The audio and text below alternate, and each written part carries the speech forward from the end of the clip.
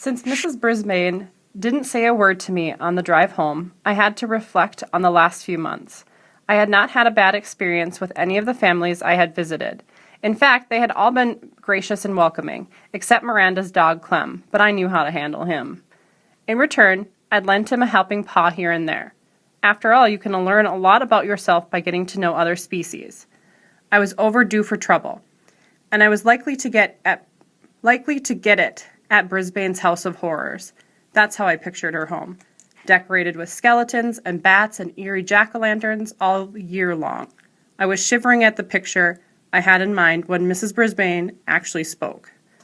"Humphrey, I need you like I need a hole in the head," she complained. "The same to you," I squeaked back rudely, knowing she wouldn't understand.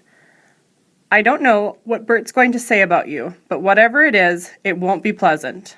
Nothing he says is lately," she continued. "Bert? Who's Bert?" Then I realized it must be her husband, the one who's sick. Well, I was certainly not looking forward to meeting him based on what I'd just heard. "It won't be much of a Thanksgiving," she said. "We don't have much to be thankful for this year, but I'll try." "Good for you," I squeaked.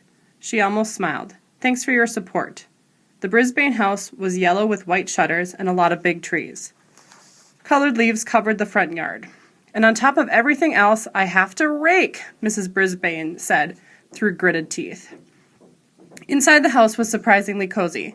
Not a skeleton or a bat in sight. Lots of pretty pictures on the walls, and some big yellow flowers in a vase on a table. "Bert, I'm home," Mrs. Brisbane called out. A few seconds later, an old man rolled into the room in a wheelchair. His gray hair was uncombed and stuck out in places it shouldn't.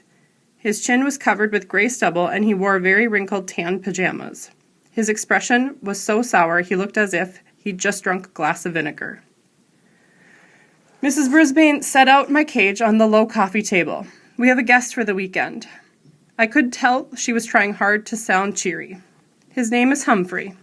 Mr. Brisbane sneered. "This is unacceptable. For the little pay you get, that school can't force you to spend your weekend babysitting a rat."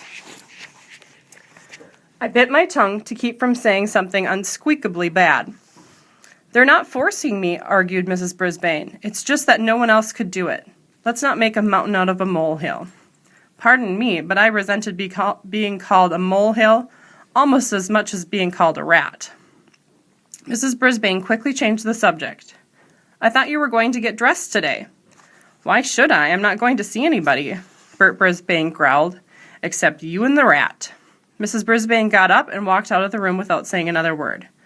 Roy, nobody in room 26 could get away with talking to Mrs. Brisbane like that. I wish I could send her husband to Principal Morales' office right now. Everything was real quiet around the house for a while. Mrs. Brisbane changed her clothes to jeans and moved my cage on to a card table in the corner of the living room. Then she sat down and read the guide to the care and feeding of hamsters and the chart my classmates kept on me. "Looks like your friends have been taking good care of you," she said. "Very, very, very good," I squeaked. She fed me and gave me clean water, and then she and Mr. Brisbane ate dinner in some other room while they watched TV. They went to bed early. I'll bet they didn't say 2 words to each other. Even Ms. Mack talked more at home than they did, and she lived alone. The next morning, Mrs. Brisbane was up very early, and soon the house smelled yummy. I thought maybe I would like this Thanksgiving thing after all, at least the good smelling and eating part. What I didn't like about Thanksgiving was Mr. Brisbane. While Mrs. Brisbane was clattering pots and clinking pans and making things smell good, he sat in his wheelchair in the living room and frowned. No, I know a better vocabulary word. Scowled. After a while, he called into the kitchen. "Sue, why don't you stop all the cooking and just sit down for a minute?"